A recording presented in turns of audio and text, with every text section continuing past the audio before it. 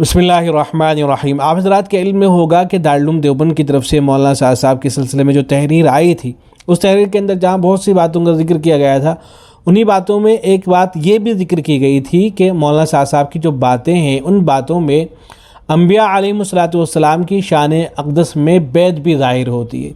چنانچہ دارالعلوم دیوبند کی طرف سے جو لکھا گیا تھا وہ جملہ میں پڑھ کے سنا دیتا ہوں۔ یہ لکھا گیا تھا کہ مولانا سعد صاحب کاندھلوی سے متعلق جو نظریات اور افکار دارالعلوم کو موصول ہو رہے ہیں، تحقیق کے بعد یہ بات پائے ثبوت کو پہنچ چکی ہے کہ ان کے بیانات میں قرآن و حدیث کی غلط یا مرجوع تشریحات، غلط استدلالات اور تفسیر بالرائے پائی جا رہی ہے۔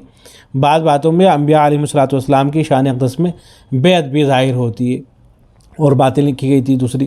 تو اب ہونا تو یہ چاہیے تھا کہ یہ سلسلہ رک جانا چاہیے تھا، لیکن دیکھنے میں یہ آ رہا ہے کہ مولانا سعد صاحب ہی نہیں بلکہ ان کے جو متبعین ہیں ان کی طرف سے اس طرح کے بیانات آنے شروع ہو گئے ہیں کہ جن میں انبیاء علیہم السلام کی شان اقدس میں بیعت بھی ظاہر ہو رہی ہے۔ یہ دیکھیں ایک صاحب نے بھی بیان بھیجا ہے، ابھی کا یہ اسی جمعے کا بیان ہے۔ بہرائچ کے تبلیغی جماعت کی کوئی بڑے ذمہ دار ہیں، ان کا نام ہے حاجی وصول اللہ صاحب۔ وہ بیان کر رہے ہیں، جمعے کا بیان ہو رہا ہے۔ اس بیان کے دوران وہ یہ جملے کہتے ہیں کہ اسی لیے کہا جاتا ہے کہ ایمان بناؤ، یقین بناؤ۔ پھر کہتے ہیں کہ کس سے بنے گا بولو، ارے گھر بیٹھے بن جائے گا۔ پھر آگے جملے بولتے ہیں، موسیٰ علیہ السلام کا تو بنا نہیں، ابراہیم علیہ السلام کا تو بنا نہیں، یوسف علیہ السلام کا تو بنا نہیں، تو ہمارا اور آپ کا گھر بیٹھے بن جائے گا۔ نعوذ باللہ من ذالک۔ تو آج کہا جاتا ہے ایمان کو سیکھو اور اعمال کو بناؤ۔ ایمان سیکھو، اعمال بناؤ، اس سے دنیا میں اللہ کے وعدے پورے ہو گئے۔ سے میں نے آگے کیا، اللہ فرماتا ہے تم ہی سربلند رہو گے، تم ہی کامیاب رہو گے، بشرطے تم پورے ہو گے۔ ولا تہنوا ولا تحزنوا وانتم الاعلون ان کنتم مؤمنین۔ تم غم مت کرو، غم مت کرو، تم ہی سربلند رہو گے، بشرطے تم پورے ہو گے۔ اللہ کا وعدہ ہے، یہ کسی حکومت کا، کسی بادشاہ کا، کسی اپنی امیر وزیر صدر کا معاملہ نہیں، اللہ کا معاملہ ہے۔ اور اللہ تعالیٰ اپنے وعدے کو پورا کرنے پر قدرت رکھتا ہے۔ یہ نہیں کہ کوئی چیز اس کو روک دے گی، کوئی چیز اس کے ارادے کو بدل دے گی۔ میرے عزیز دوستو، زمانے کے حالات اور حوادث اللہ تعالیٰ کے ارادے کو نہیں بدل سکتے۔ اس لیے کہا جاتا ہے ایمان بناؤ، یقین بناؤ۔ کیسے بنے گا بولو؟ گھر بیٹھے بن جائے گا۔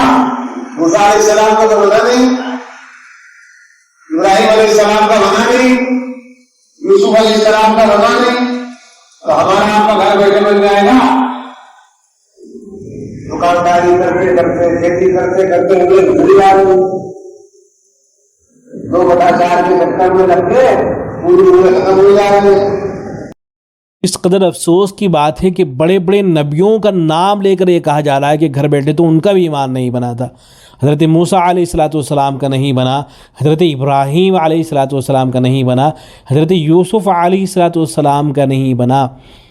وہ انبیاء اکرام علیہم السلام جن کا ایمان اسی وقت بن جاتا ہے جب حضرت جبرائیل علیہ السلام پہلی وحی لے کر نازل ہوتے ہیں، اور ایسا قوی اور طاقتور ایمان بنتا ہے کہ ان جیسا ایمان کسی اور کا نہیں ہو سکتا ہے۔ لیکن یہ صاحب کہہ رہے ہیں کہ ان کا گھر بیٹھے ایمان ہی نہیں بنا تھا۔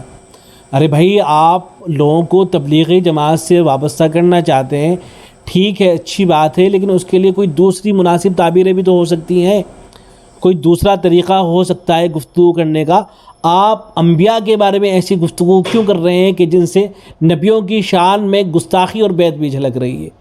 تو مولانا سعد صاحب کو یہ باتیں سمجھائی گئی تھی، ان کے جو متبعین ہیں ان کے اندر یہ چیزیں نظر آ رہی ہیں اور دکھائی دے رہی ہیں۔ اور پھر یہ دیکھیں نا کہ ان حضرات کے نزدیک تو جب انبیاء علیہم السلام ہی کا گھر بیٹھے ایمان نہیں بنائے، تو وہ تمام علماء و شیوخ و محدثین جو اپنے مقام پر رہتے ہوئے دین کی خدمات کے اندر مشغول ہیں، جن کی ساری زندگیاں گزر گئی ہیں دین کی خدمت کے اندر، ان کا بھی ایمان نہیں بنا ہوا ہے۔ ان حضرات کے نزدیک تو ان کا ایمان بنا ہے جو تبلیغی جماعت سے وابستہ ہے۔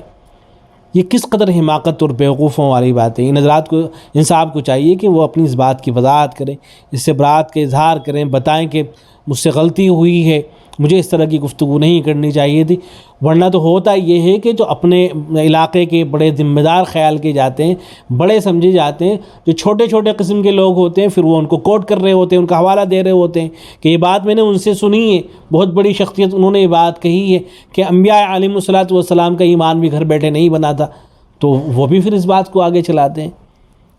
تو اللہ ان کو ہدایت سے آگے بھی دیکھیں، پھر انہوں نے آگے بھی اس طرح کی گفتگو کر رکھی ہے جس پر اہل علم تنبیہ کر چکے ہیں۔ مثلاً یہ کہتے ہیں آگے اسی بیان کے اندر کہ آج کے دور میں دعوت کی محنت ہر مسلمان کی ذمہ داری ہے کہ ہر آدمی اس محنت میں لگے، اور یہ نہ سمجھے کہ فلاں صاحب تو کر ہی رہے ہیں، حاجی صاحب تو کر ہی رہے ہیں۔ تو اس بات کی تردید بھی اہل علم کر چکے ہیں کہ تبلیغی جماعت سے وابستہ ہونا ہی کوئی ضروری نہیں ہے۔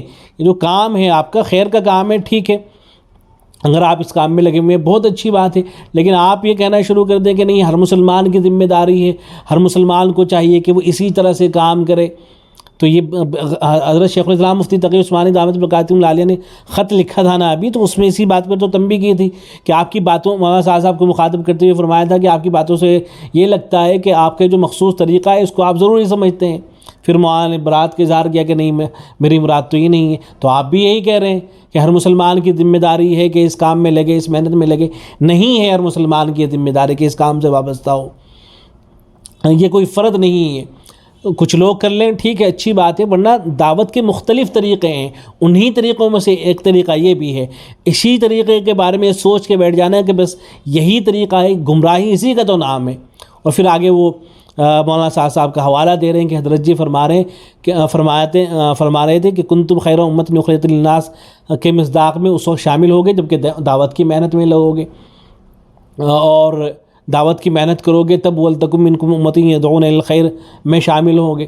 وہ آگے ہی گفتگو کر رہے ہیں، حالانکہ کنتم خیر امۃ اخرجت للناس تأمرون بالمعروف، اس کے بارے میں یہ سمجھ کے بیٹھ جانا کہ جس طرح سے ہم کام کر رہے ہیں اسی طرح سے آپ کام کرو گے تو تبھی جو ہے آپ اس آیت کا مصداق ٹھہرو گے، گمراہی ہی ہے۔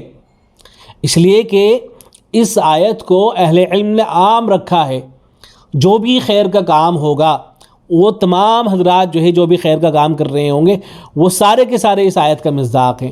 اگر کوئی آدمی جہاد کا کام کر رہا ہے وہ بھی اس آیت کا مصداق ہے، کوئی آدمی پڑھنے پڑھانے کا کام کر رہا ہے وہ بھی اس آیت کا مصداق ہے، کوئی آدمی وعظ کرتا ہے، نصیحت کرتا ہے، جو بیانات کرتا ہے جا کے لوگوں کے سامنے، وہ بھی اس آیت کا مصداق ہے، کوئی آدمی قلم کے ذریعے سے محنت کرتا ہے وہ بھی اس آیت کا مصداق ہے۔ آپ لوگوں کا یہ کہنا کہ نہیں صرف ہم ہی اس آیت کا مصداق ہیں اور جب تک کہ اس کام سے آپ وابستہ نہیں ہوں گے اس آیت کا مصداق نہیں آپ بن سکتے ہیں، تو یہ گمراہی والی باتیں ہیں، ان کے اوپر بھی جو ہے علم تنبیہ کرتے آئے ہیں۔ تو ان کی اس گفتگو کو بھی جو ہے سنا جا سکتا ہے جس میں وہ اس طرح کی باتیں کر رہے ہیں۔ یہ میرے عزیز دوستوں، دعوت کی مبارک محنت ہر مسلمان کے اوپر ذمہ داری ہے آج کے دور کے اندر کہ ہر آدمی اس محنت میں لگے۔ مجھے نہ سمجھے کہ ارے بھائی گھروں مولوی صاحب تو کر ہی رہے، حاجی صاحب تو کر ہی رہے، ہر مسلمان حضرت جی بیان فرما رہے تھے کنتم خیر امۃ اخرجت للناس میں تب شامل ہو گے جب دعوت کی محنت ہو، دعوت کی محنت کرو گے تب ولتکن منکم امۃ یدعون الی الخیر میں شامل ہو گے۔